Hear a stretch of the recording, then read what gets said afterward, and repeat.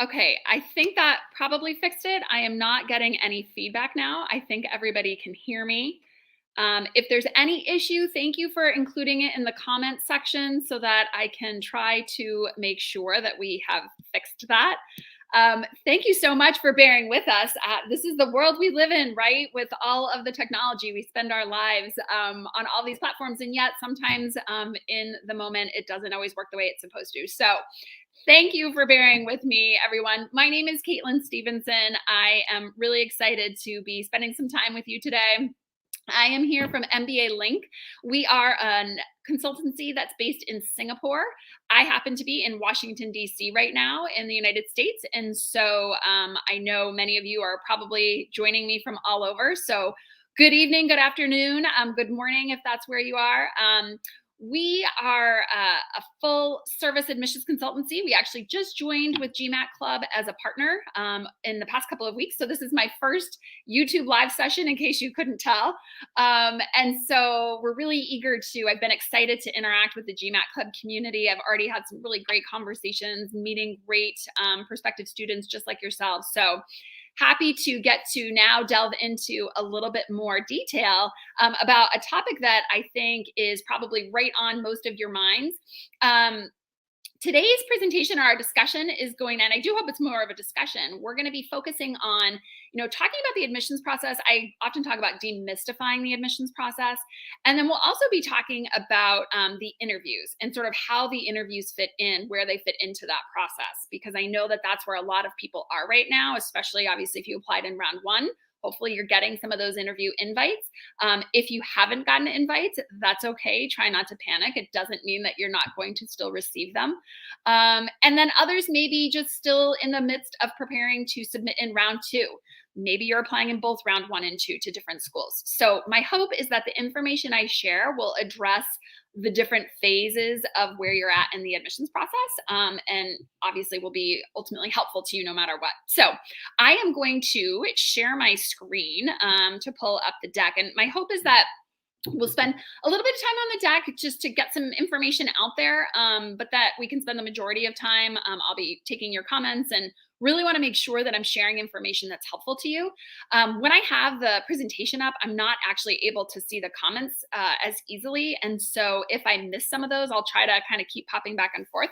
But if I miss those, please do continue, especially at the end, to include those. I'm actually pulling them up so I can see if I can monitor them while I'm on my phone and on here at the same time. So we'll see about multitasking here. So what I wanted to do though, let's just get this started.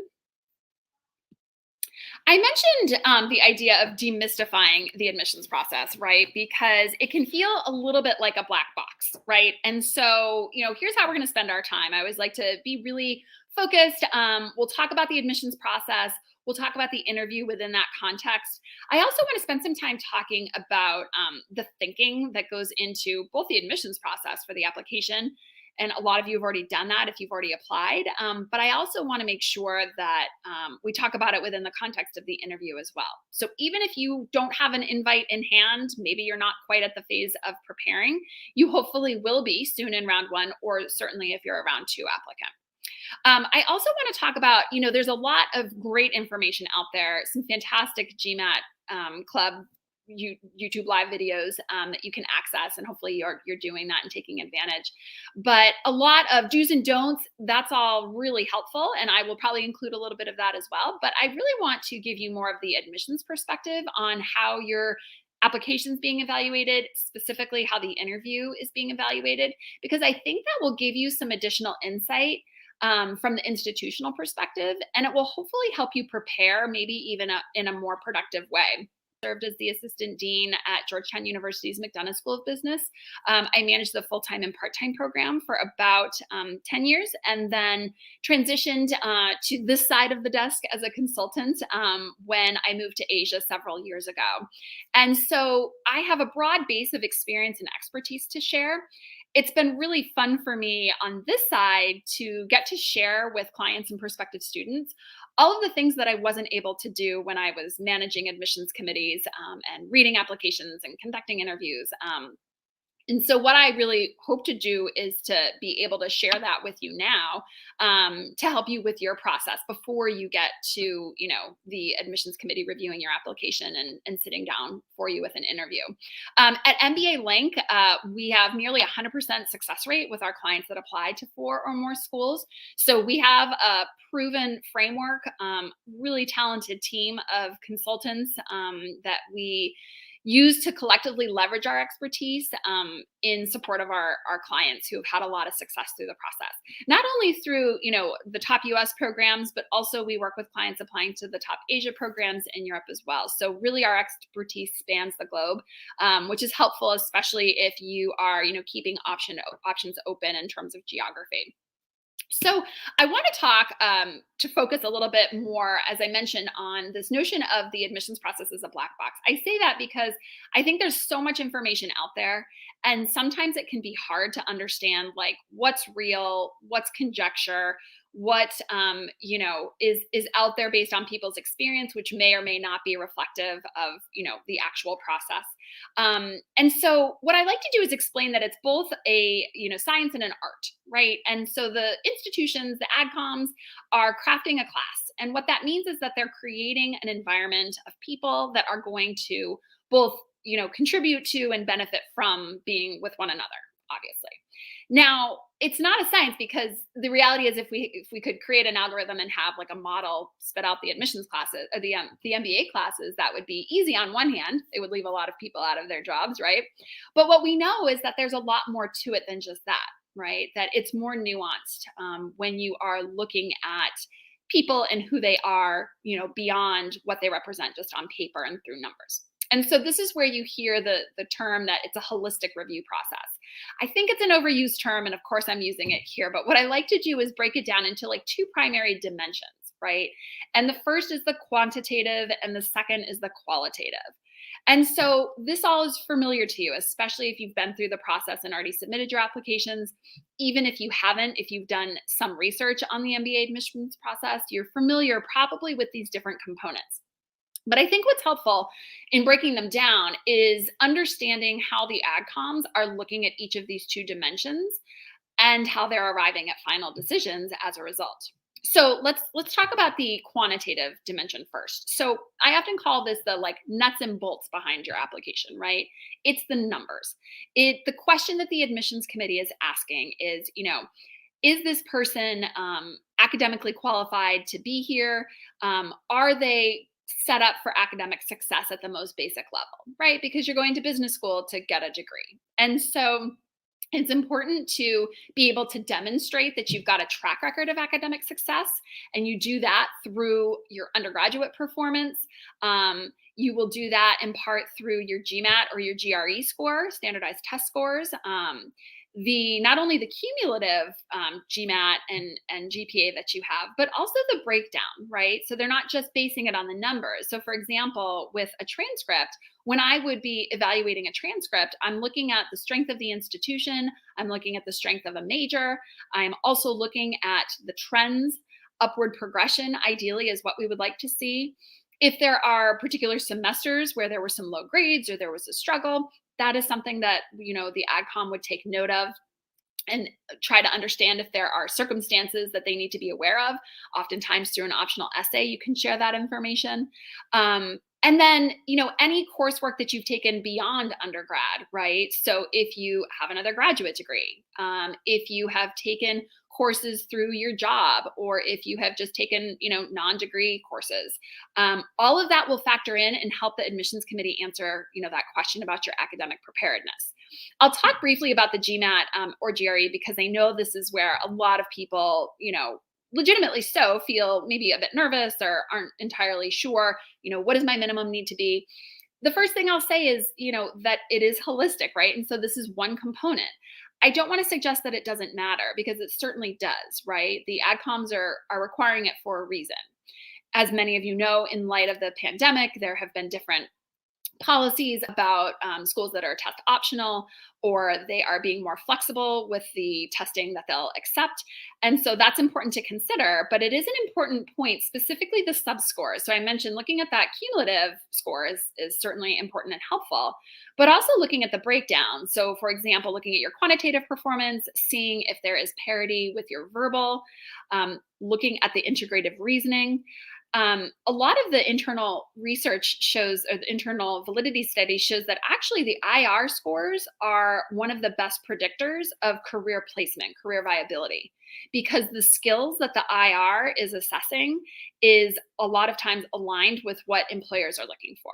Right. So that's not to say that only your IR matters and not your quant, because the quant is an indicator of how you're going to manage the curriculum, which is very quantitatively rigorous at most of the top programs, especially in the core curriculum for first year.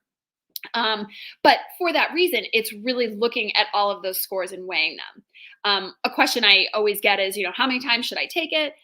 Obviously, that's going to be up to you. It depends on your ability to test. Do you test well? Do you have test anxiety? What type of preparation are you doing in between your tests if you retake? A lot of the research shows that people tend to plateau after 3 exams. And so that's not to say you can't take it more than that. But what I would encourage you to do is think about and make sure that you are preparing in a meaningful way between each of those retakes.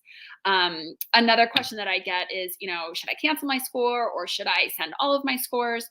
And again, that really depends. Although the AdComs are looking at your highest cumulative, it can be helpful and instructive if they see sub-scores from your other tests as well.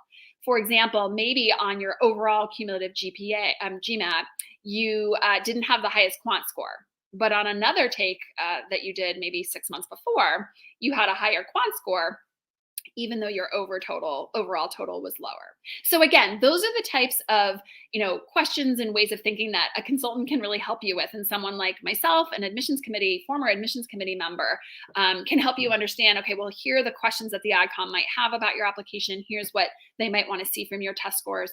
And so I say all of this because there's a lot to it and a lot of strategizing that you can do. But I also like to remind you again that it is one element of your application, and rarely is one of those components going to sort of make or break your entire application.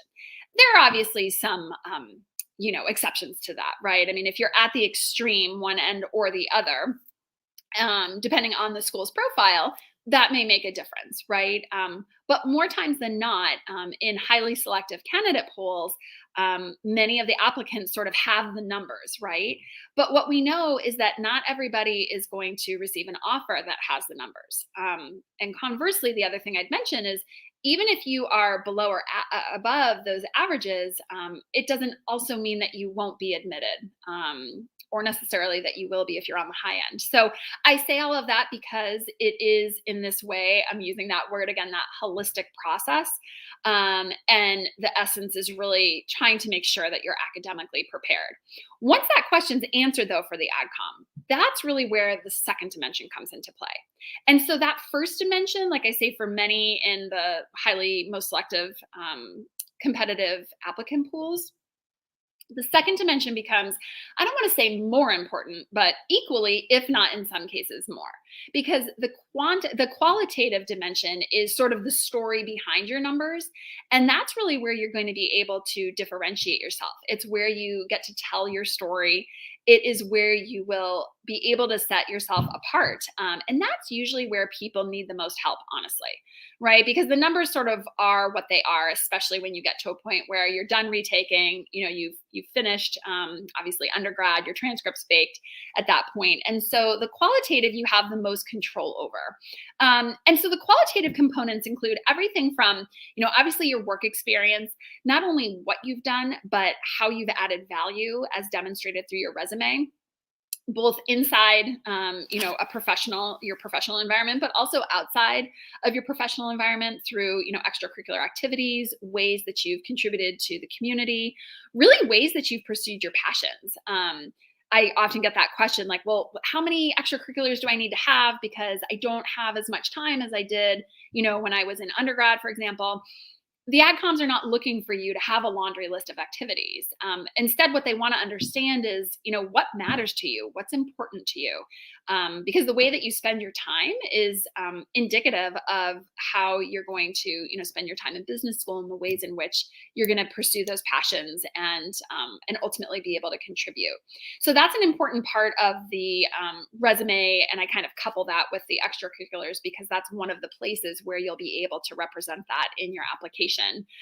Also, many of the application forms, like the actual application form, certainly has biographical information, but there's also a lot of space to talk about activities that are meaningful to you, awards or recognition that you've received from those activities, both in a work setting, but also outside of work. And so all of that factors into that qualitative dimension. Obviously, the most obvious is probably your essays, because that's where you literally are able to tell your story. The adcoms all ask the questions that they do for very specific reasons. And you can tell just maybe because you've been through the process, but some of the questions, or many times the questions, are reflective of the culture of the program. So for example, at Stanford, they ask, what matters to you and why does it matter to you? And that's very different from other programs that are going to ask, more concretely about, why this particular program. And so it's important to answer the question, but to also be really thoughtful about the information that you're sharing in those essays. I always get the question about the word counts, and HBS doesn't have a word count, and what does that mean? I would say, my two tips are to answer the question. Obviously, that seems fairly obvious, but you would be surprised how often I will be reviewing essays, and it isn't necessarily focused. It's not providing the information that the adcoms are asking for. And the second thing is that you are in part demonstrating your ability to be concise, to be succinct, and to express yourself in 250 or 500 words. The adcoms are rarely sitting there like counting words. They're not doing that. However, they're not asking for a 7-page missive about your life, although I'm sure everybody could write that, right? It's much harder to write about these very personal and important topics in a 250 word, allotment. And so that's part of what they are evaluating, because in business school, you're not going to probably be writing 10-page papers, right? You're going to have to write memos. You're going to have to distill the major takeaways and, provide some thoughtful perspective on that in a short space. So that's what the essay is partially meant to do. And then obviously what other people share about you contributes to your story through your recommendations. I do a lot of coaching around strategizing, thinking about not only who are the best people to ask, but then how you prepare them. My number one tip here is to not write your own recommendation. I know that can be really hard, especially when your supervisor, whomever, says, look, I'm really busy. I want to support you, but you write it, I'll edit it, and then I'll, sign off. Most of the programs will have an ethos statement that you sign that says that you're not doing that. But also it's more obvious than you might think when a recommendation has been written by an applicant. There's just something about the voice and the tone. We didn't always know, but sometimes that was clearer. And you just don't want to, take that chance and introduce a potential risk through the process.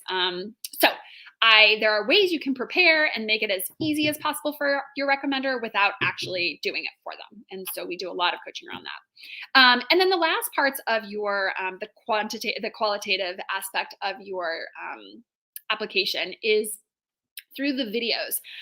Video essays, which many more schools have introduced and are requiring as a compulsory part of the process. Some of them, like MIT, for example, give you 1 minute to introduce yourself, to share information that you think the admissions committee needs to know that may not be available elsewhere in your application. Some schools are offering video essays that are more extemporaneous. So once you submit your application, in many cases, you will actually receive a link, and then you'll get 2 to 4 questions, and you'll have, 20 to 30 seconds to prepare a response. And then in real time, you will give your response. And so the preparation for that is very different than, the preparation for the former interview format that I mentioned with MIT as the example. And so it's important to prepare accordingly for each of those because it's an important part of the process. It's one of the first ways, perhaps, that they are interacting with you and able to see you sort of coming off the paper. And many times, if there's a compulsory video interview part of the process, or I'm sorry, video essay, that could be one of the ways that they become more interested in inviting you for an in-person interview, right? And by in-person, I mean virtual, since almost all of the schools this year are still conducting interviews virtually via Zoom or Skype. And then obviously the last part is the interview. And that's where you're able to show up and literally give your application a voice.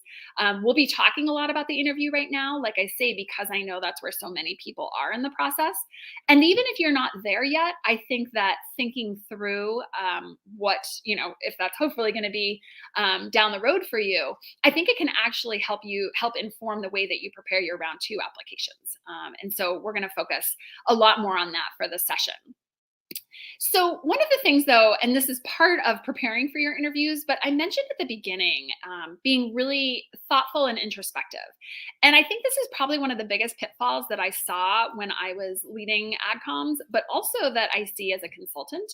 And that is that, clients will often come to me and say, I need help with my essays. And what I realize when we maybe start working together is that actually we need to take it a few steps back, and that you maybe haven't done the thinking. So when you go to sit down and write your essay, you sort of either have a mind block. We all know what that's like when you sit down at a blank screen, you're not even sure where to begin, or you're writing and it's just really not coming together. And part of that is because you really need to have clear in your mind what you want to say. And then the way that you put it together and the way that you say it, comes after that. And so one of the things that we do at MBALink, we have a proprietary framework that we use to help people with this introspection process. Because a lot of times people say, okay, we'll do the thinking. Like, what does that mean? Like, think about my goals. Okay, like think about why I want this school. And so what we do is we've created this framework based on 4 primary themes. And so whether you work with us here at MBALink, or if you are, just facilitating this introspection on your own, you'll hit these themes, some version of these themes. And the first is really thinking through fit. And this is important because it goes beyond just doing your research and creating your school list. And there's a whole, strategy and way to think about that and approach it. We do a lot of coaching around that.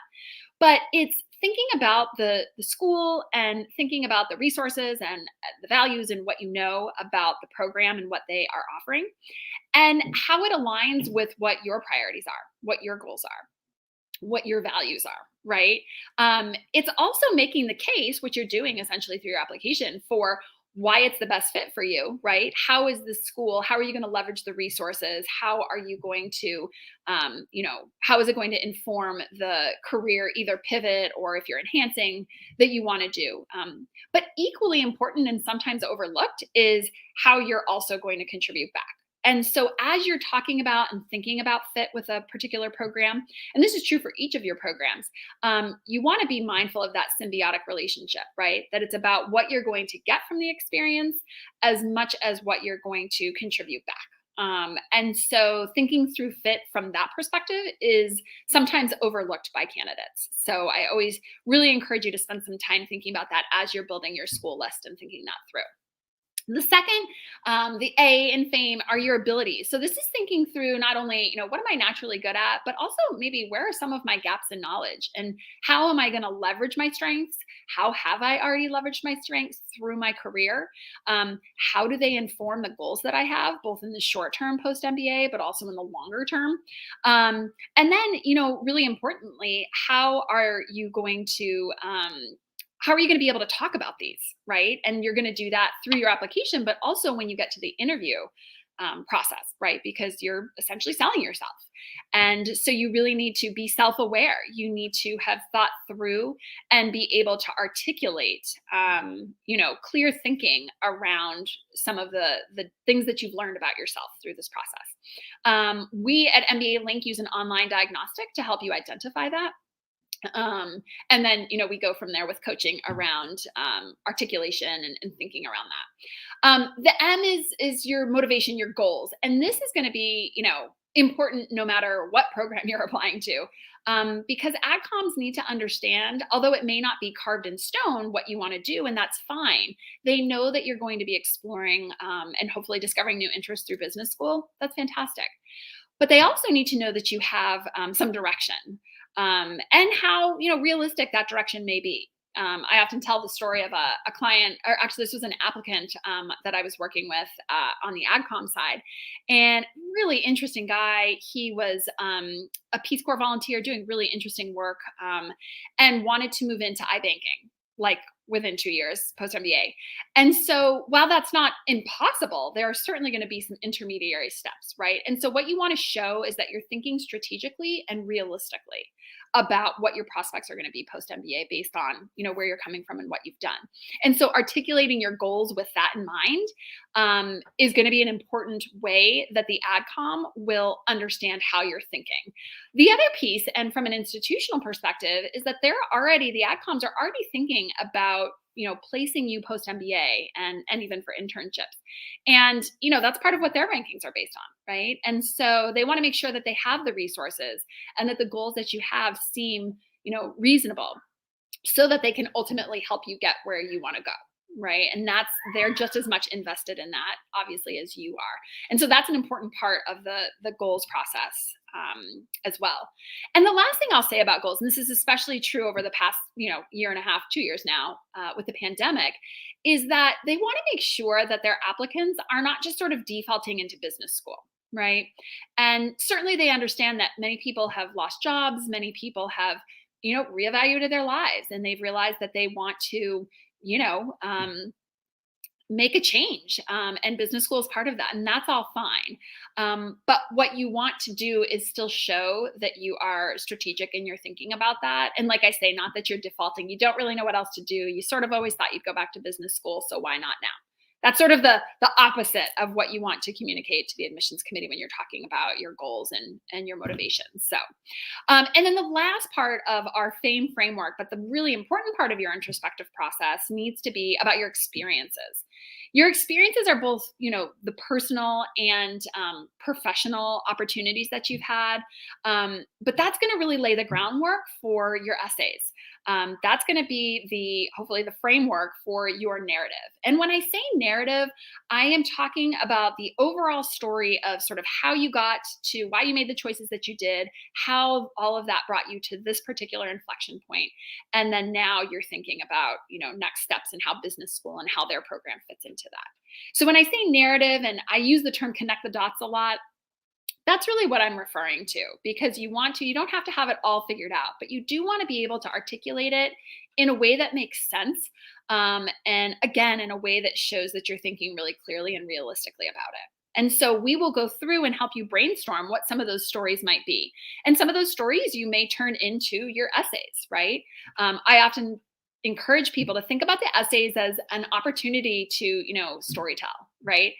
The admissions committees are made up of humans, right? They are not robots. They're reading these applications. So think about when you're reading, you like to read stories, right? So think about like your hook. Think about the experiences that would be interesting to share about yourself. And then obviously, making the connection to the topic at hand and the essay question that they're asking. So all of that, all of those different themes really provide a way for you to approach your candidacy, to really do the thinking so that you can create the other components of your application that, we've sort of run through and we've discussed. So I know that I am talking a lot. I'm trying to go back to make sure that I can actually see some of your questions. And I'm not seeing those now. So I am going to keep going because I want to talk about the interview piece. And then, we'll be able to have some dialogue about what I've talked about if I, haven't talked about something that you're wondering about. But I mentioned the quantitative and the qualitative. The qualitative, that last piece of it that I didn't talk about too much, but is the crux of where some of you might be at right now, which is the interview. So with the interview, and the reason that AdComs are interviewing you is to get to know you better. obviously. But also they want to see how you show up, right? They are assessing your poise, your executive presence. The AdCom is already thinking about how you are going to represent your own personal brand and the brand of the institution. And so the way in which you conduct yourself through the course of this conversation or whatever the format is, that's one way for them to do it. I can tell you when I was reading applications, I almost always would read in the same order. And this varies slightly from school to school, but generally speaking, depending on the interview philosophy, some interviews are going to be blind, which means they will not have read your application yet, which is like the case with, for example, MIT. Many more schools will have what they call blind interviews. And so your interviewer, there may have been a preliminary review of your application materials to send out an invite, but your interviewer will not have read that. They usually will have access to your resume, maybe in some cases an essay or two. But the reason why that's important is because this is, I used to read the application and then I would almost always review the interview report or evaluation at the very end to see if it matched with the picture that I had sort of, painted in my mind based on the other components and what the person shared about themselves. And a lot of times it was pretty well, they were well aligned. If they weren't, then I would sort of stop and go back and say, okay, let me dig in a little bit more into the recommendations. Or sometimes I'd even reach out to the interviewer and say, hey, can we talk about this candidate? And so in this way, once you get to the interview phase of the process, it is very personal, right? Many of you probably know the stats of, the percentage of people that are invited to interview at many of these programs. Just because you're invited to interview certainly doesn't guarantee that you'll be admitted or receive an offer. However, most schools will require you to interview in order to receive an offer. And so, that's just important to keep in mind because it's a positive indication once you receive that interview invitation. If you haven't received it yet, that's okay. It doesn't mean that you're not going to receive an offer. In some cases, you could be waitlisted with an interview or waitlisted without an interview. They will oftentimes interview people throughout the cycle, depending on the shifting needs that they have. So keep that in mind as you are going through the interview phase of the process. But what I want to do is talk about the actual interview. And at this point, I have probably interviewed, oh my gosh, I wish I had kept track, right? Like probably tens of thousands of people, especially doing actual admissions interviews through the course of, 20 years, but also, the coaching that I do and mock interviews and all of that, the services that we provide in that way to help clients prepare. But I think it's really helpful from an institutional perspective to keep in mind that no matter who your interviewer is, it might be an admissions committee member, it might be an alumnus of the university, it might be a current student, you may not know. Regardless of who is interviewing, all of the MBA programs are ensuring that the interview will have the same weight no matter what. Right. And I know we used to make sure to spend a lot of time training our interviewers so that there would be consistency around the way that we conducted interviews, the way that we evaluated them, so that no one, applicant would be advantaged or disadvantaged by interviewing with me versus interviewing with like a second year MBA student. And in fact, there's benefits and drawbacks to all of the above. So I would say if you have your choice, one of my clients just recently, she's like, well, if I can choose, should I choose this person or should I choose an alum? Really, I would say that try not to overthink that because I think that no matter what, you're going to have hopefully a really positive conversation. And, it shouldn't matter who that person is. But obviously keep in mind, because your preparation may be slightly different, especially when it comes to thinking through the questions that you're going to ask.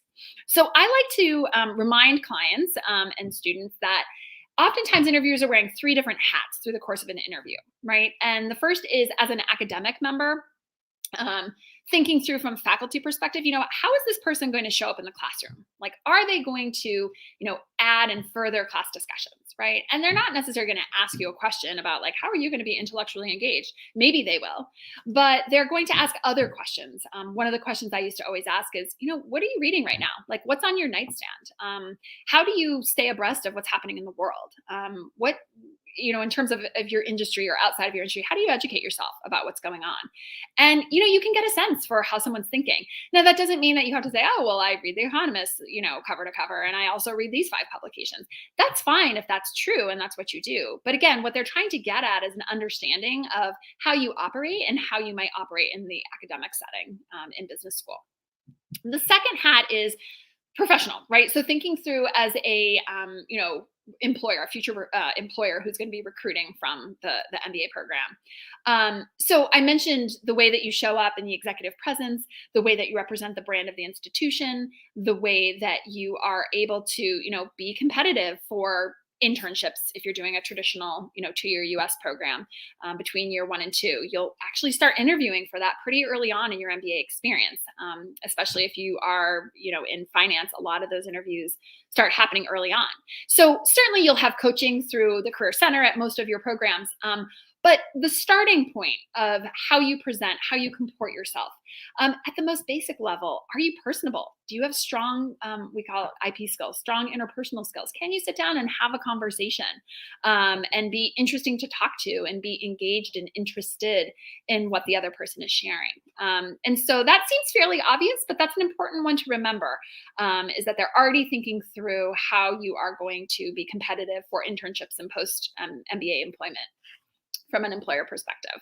And then the last hat is, again, equally important. I would say all of these are equally important, but this one especially, because as a, current student, a future peer, and also as a future alumnus that's going to be in their network, they're thinking through, is this somebody that I want to be working on projects with? As many of you know, the MBA environment is very collaborative at most institutions, right? You're going to be working in small groups and on teams a lot. You're probably going to be in a cohort. And so thinking through how you're going to contribute in that type of smaller setting. Is this someone that you want to be, participating with in, oops, I think I just had an interruption there. Let me just, this is putting me to the test today. Sorry about that, everyone. But is this somebody that you want to be, in student organizations with? Do you want to be in a leadership role? Do you want to be, at social events, having, at wine night, or if you're, going out to dinner and you're part of like the gourmet club?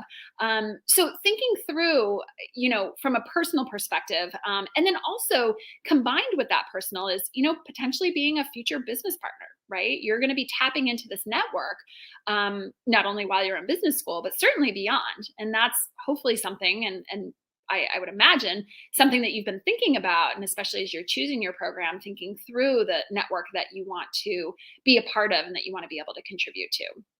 And so what's important is that those 3 hats are, your interview is sort of thinking through from those dimensions throughout usually it's about a 30-minute conversation.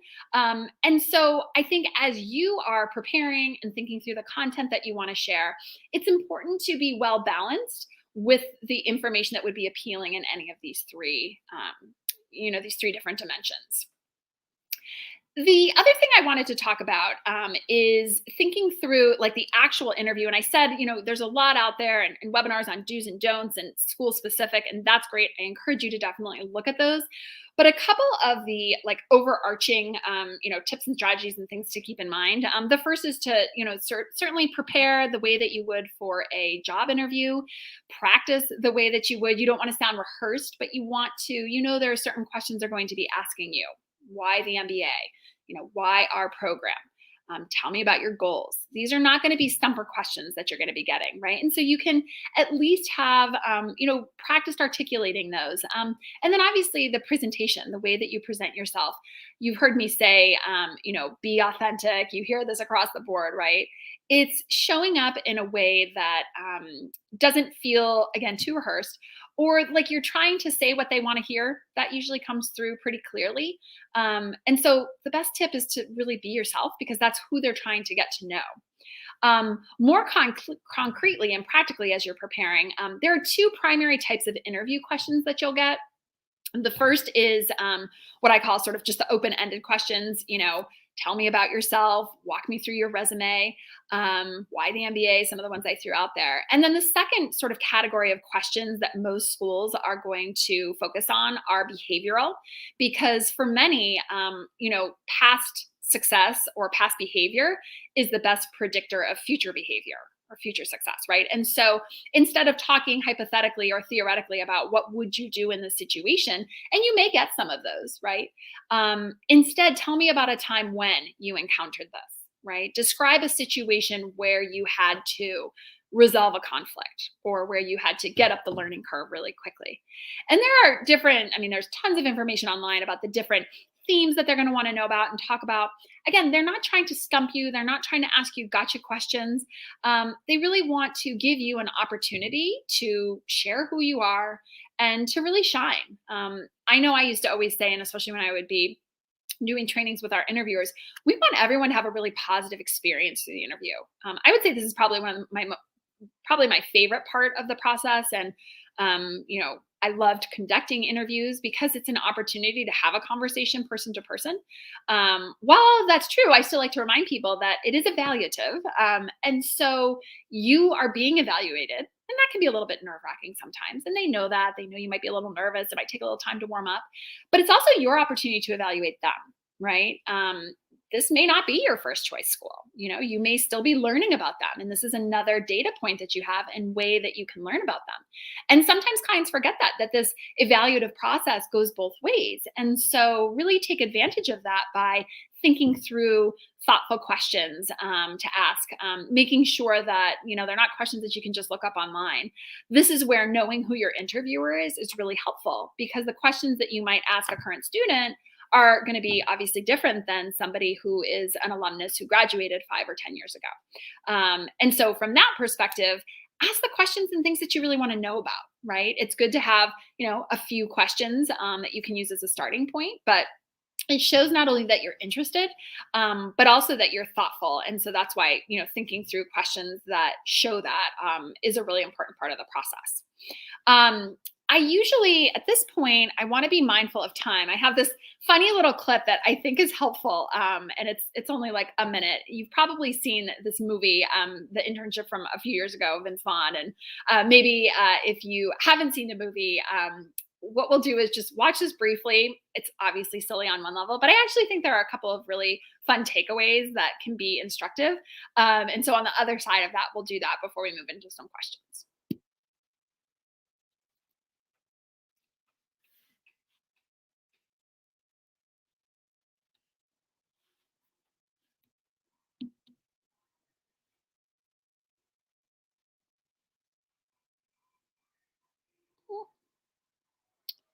And you know what? This might just be par for the course today. This is not working. Okay, so I probably will just stop that. Well, let me just sort of sum up for you what the clip was about. Basically, at the beginning, they don't know how the virtual environment works, and they're not sure if they're on. So my number one tip is to make sure that all of your hardware is working. Funnily enough, we did that, and sometimes still things happen. And so again, these people are human. You want to be mindful of their time, but you also want to do your best to mitigate issues and to make sure that you can troubleshoot those ahead of time. The other thing that I like to remind people is to answer the question. So in the video, they kind of go off talking about all different things. And so really make sure that, you're answering the question asked, and then you're pausing and giving them an opportunity to maybe ask follow-up questions, or maybe move on and ask a different question. One of the pitfalls I used to find was that people would sort of nervous ramble, right? And I'm sure we've all done that before, where you just sort of keep talking and then you start repeating yourself, and then maybe you forget what you were even saying. And so try to, pause. It's a conversation. It's a back and forth. It's hopefully not just they're firing questions at you and you're firing responses back. So again, never hurts to take a beat. If you need a second to think through, you can ask for that. Can I take a second to think about that? It may feel awkward in the moment, but it can really make for a better response and a more seamless conversation. And then the other thing is that you want to be able to draw on your experiences as much as possible. So obviously they're going to probably be asking you behavioral questions, but even if they're not, if there's a way that you can make a connection, that's always really helpful. Just think about when people do that with you in a conversation. You always really appreciate that. And then the other thing is to make sure to take nonverbal cues. This can be a little bit harder in a virtual environment, although at this point I feel like we're all so used to functioning in this way. But making sure that, if the person's kind of starting to stare off into space, like, okay, maybe I should wrap up my answer, excuse me. Or if it seems like they're sort of nodding and they're understanding what you're saying, then you know that, okay, yeah, like I'm on track. But I think that it's important to be mindful of that and to adjust the way that you are responding accordingly. It just, again, makes for a more seamless conversation. And it also demonstrates those really important interpersonal skills as well. So those were a few of my tips and some strategies to use and to be mindful of. I am going to stop this, and then I was wanted to open it up to Q&A. I am going to move into the comments section so that I can get those. I may actually turn off the presentation so I can see those more easily. I also want to encourage anyone who would like to reach out for a customized consultation.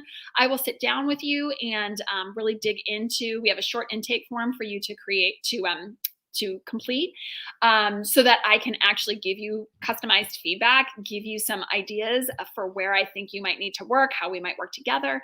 And then also follow us on all of our social media platforms. I'm constantly, updating and sharing tips and tricks and just pieces of information that I think would be helpful depending on, where you are in the process. So definitely, find us there. And then in the meantime, I am going to come back to stop sharing so that I can see these comments a little bit more easily.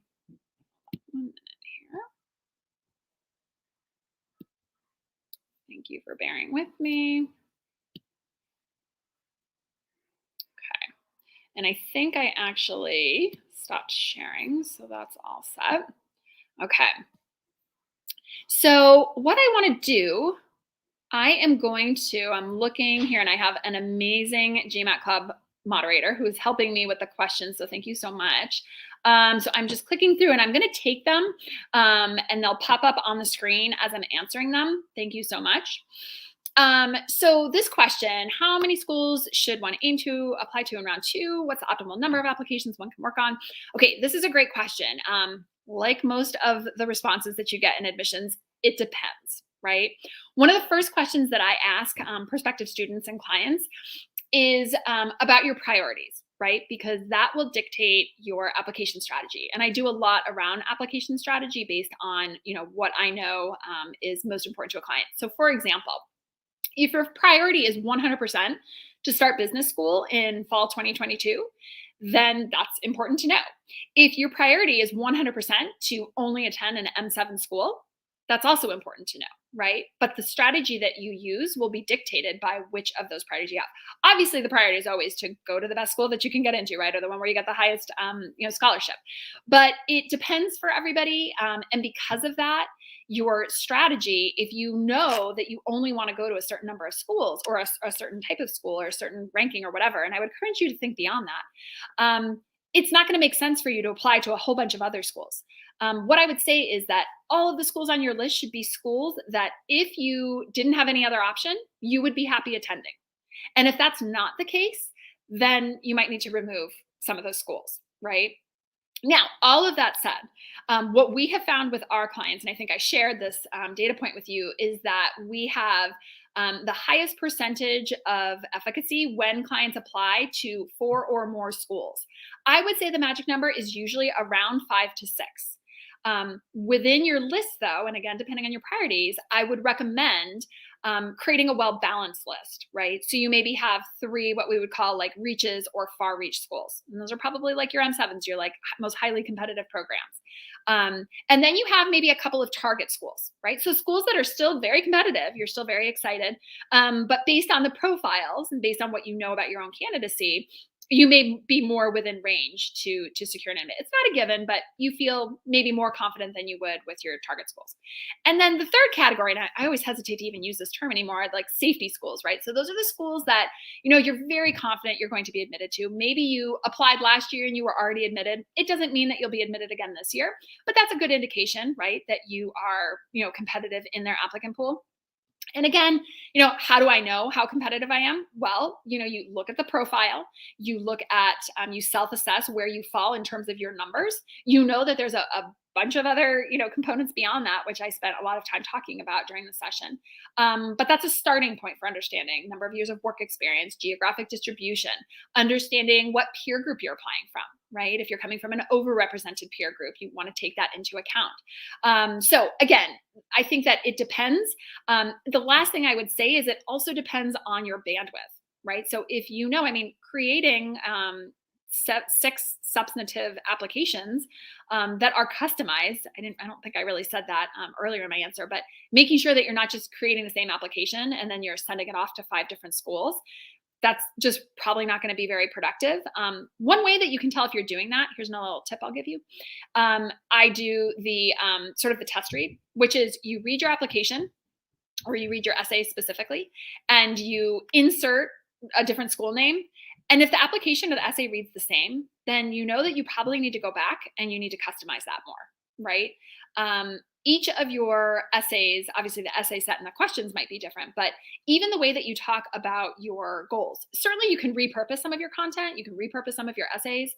That's fine, but you still want to make sure that you're going through and that you're showing that you've been thoughtful about that program, specifically what they're offering. And, making sure that even if it's not your first choice school, that you are very interested and that that's one of the ways you're demonstrating interest. So I would make sure that no matter the number of applications that you choose to submit, that you can do that across the board. One thing I will say is that your first one or two applications will be a little more slow going, right? But that, like all things, the more you do it, the better you get at it.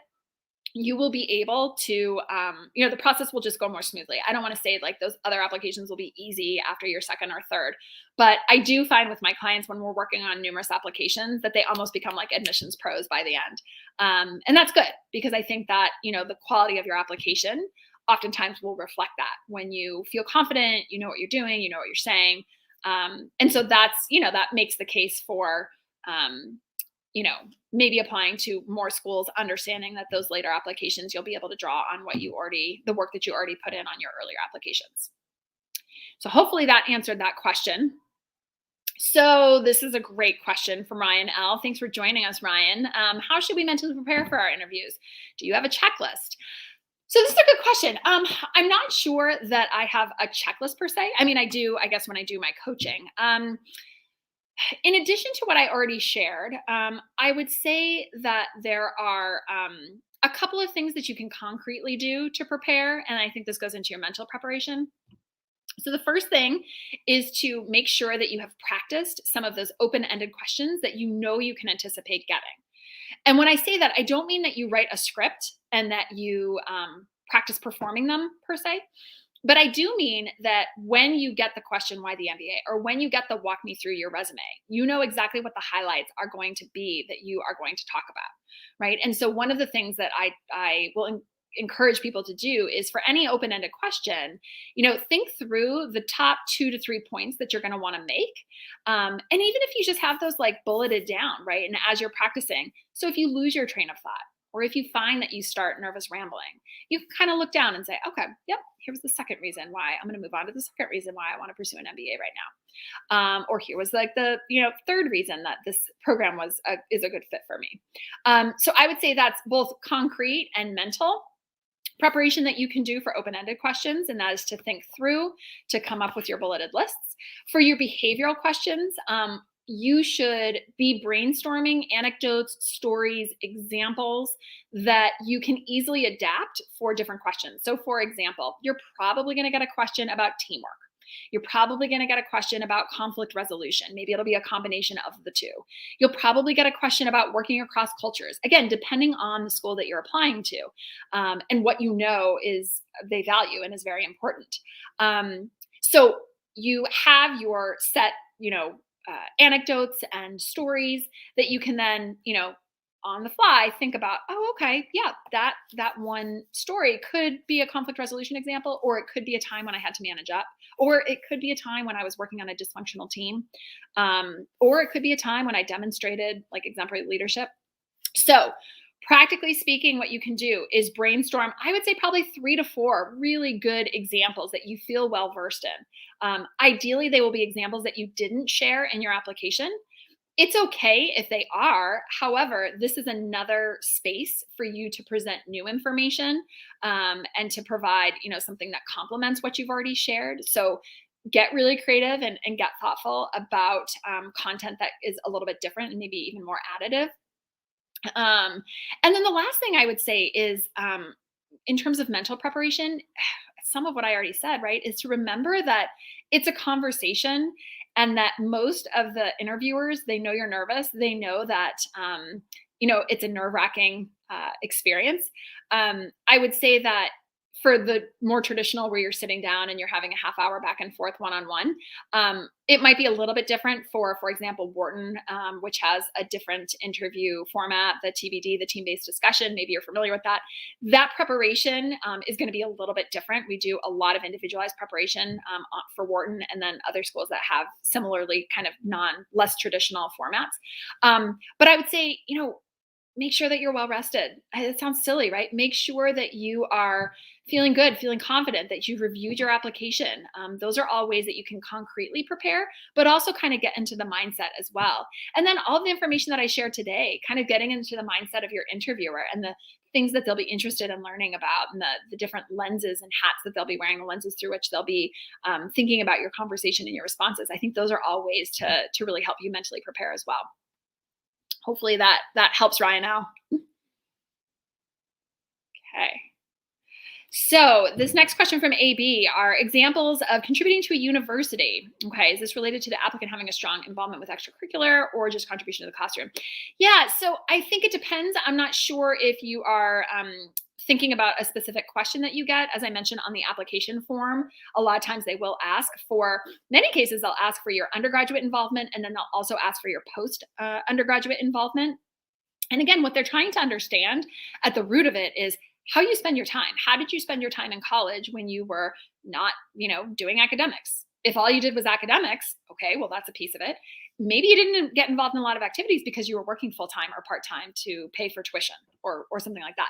That's important. That's important information to share and experience to be able to draw on. So it's not necessarily detrimental if you don't have a long laundry list of activities, but you want to think about how can I demonstrate my passions, my interests, and how I'm spending my time. Same thing is true post-undergrad. As I mentioned, I think I said earlier, for post-undergrad, they're not looking for a laundry list of activities in the way that maybe you had as an undergrad, right? You're working full-time. Some people are working 80 to 90 hours a week. Like, they're not participating in the same way. So I also encourage you to think creatively outside the box of the ways that you use your time, even if it's not formally running a nonprofit. That's great if you're doing that. That's awesome. If you're on the advisory board for, certain organizations, great. If that matters to you and that is meaningful and authentic. But if you don't have that, that's okay too. It doesn't mean that you still can't show interest and passion. So think about the ways that you use time, whether informally, maybe you have a really strong yoga practice. Maybe there's a whole story behind that and why that matters to you and why you prioritize that. Maybe you are participating in groups within your work context, but it's outside the scope of your job, right? Maybe you head up the mentoring program for junior associates or whatever it might be in your particular work environment. Maybe you are the head of the fund committee, right? That can sound sort of fluffy on one level, but on another, there's actually could be quite a bit of substance to that and the ways that you create culture and community in your work environment, right? And then just some of the skills that you have to use, I would imagine, stakeholder management and getting consensus and helping people, stay engaged. All of those could be additional ways that you've contributed that might not be top of mind. So I encourage you to really think about that. A consultant can also help you with that as well. I've had clients say to me, look, I don't really feel that interesting. I don't feel like I've done a lot. Like, what should we do here? And so we'll sit down and we'll think about it. One thing you want to try to stay away from doing, and I know people, certainly, the year before they apply to business school, they all of a sudden get involved in all these activities. It can look a little bit like you're just checking the box. That's okay. If you haven't been involved in something for a long time, maybe that was the impetus to get involved, but you discovered a real passion or you made a meaningful contribution. Just make sure that you communicate it in an authentic way. And you've heard me use that word repeatedly, and you'll hear many other people as well, because that really is the crux of what they're trying to understand when they're looking at all of these different, lists of activities. I didn't mention also, I know a lot of people, religious communities, that can be a huge part of how people spend their time. If you're raising children, or siblings, or you're caring for elderly parents, all of these are ways that you could be spending your time that don't necessarily show involvement in a traditional way, but can certainly show that you are contributing to your family community, contributing to your more immediate community outside of your family, or your work community. So think creatively, and know that there is no wrong answer, and they truly are trying to get to know you. So All right. So this question is about the timing with GMAT prep and application preparation. So absolutely, don't hold off on starting your preparation while you're focusing on GMAT. Right now, I'm doing a lot of coaching with clients who are also preparing for their GMAT, either for the first time or maybe they're retaking. That's okay. What I would say is actually your GMAT preparation is going to be kind of working a different part of your brain than your application preparation. So in fact, you can do them and they can almost be complementary. Preparing for your GMAT could be a nice break from thinking through your essays and, managing your recommenders, and vice versa as well. When you need a break from, your practice tests or whatever, you can sit down and, maybe do some work on your essays. It might not be the way you would choose to decompress or spend that time, but it is important to make sure that you create bandwidth for both, because what you don't want to do is solely focus on your GMAT at the detriment of the quality of your application. And so it'll be a crazy next couple of months for you. I mean, you know that, right? But business school is going to be crazy. And so it's good to, if you're not already practicing and remembering how to prioritize, right? And how to, pace yourself so that you are able to, do the best that you can on all of these different fronts at the same time. But definitely don't wait on the application. It almost always takes more time than people think. And if you are really going to create a quality application that is going to be, that is going to fare well through the application process, you want to make sure that you're not shortchanging yourself and you're not trying to do it the night before. That might have worked for undergrad for some people, and you may be a just-in-time person. Great if that works for you, but it usually is reflected because there's so many components of this process. So try to avoid doing that. One of the things we do at MBALink is I will create timelines, and I create timelines. I'm working with some clients over the course of a year. I'm working with other clients over the course of 6 weeks. And so I will create timelines with deliverables and targets to make sure that you're on track and that you maximize your process and we get the best result possible in terms of the strength of your application. So it looks like we're wrapping up. I don't see any lingering questions. So want to thank you all so much for tuning in. Thank you for bearing with me. Hopefully my next YouTube live session, we will not have some of the same issues, the tech issues, but really appreciate you hitting following MBALink and GMAT Club on all the social media platforms, and hopefully reaching out and I'll be able to have a one-on-one conversation with some of you. Thanks so much again, everyone. Good luck through the process and enjoy it. Bye-bye.